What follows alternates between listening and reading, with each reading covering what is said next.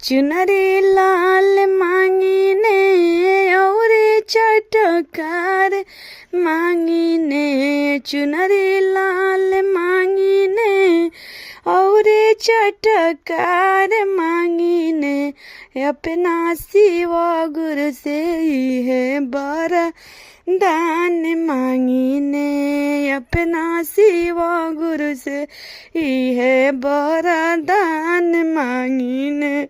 एगो बेटा मांगिने, एगो पतोहिया मांगिने, एगो बेटा मांगिने, एगो पतोहिया मांगिने, अंगना खेलन खातिर शिवा गुरु से पोता मांगिने, अंगना शोभन खातिर शिवा गुरु से पोता मांगिने।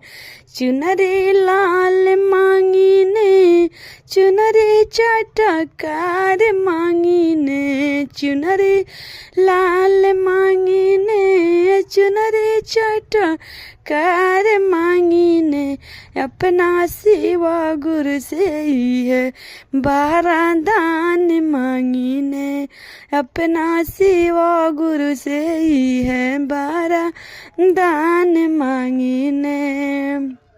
एगो बेटी मांगिने, एगो दमदू मांगिने, एगो बेटी मांगिने, एगो दमदू मांगिने, अंगना खेलन खातिर गोदी में लालनवा मांगिने, अंगना शोभन खातिर एकेगो नाती मांगिने, अंगना घरवा शोभे खातिर एकेगो पोतिन मांगिने। चुनरी लाल मांगिने, चुनरी चटकार मांगिने, चुनरी लाल मांगिने, चुनरी चटकार मांगिने, घरवा शोभन खातिर, घरवा शोभन खातिर भरल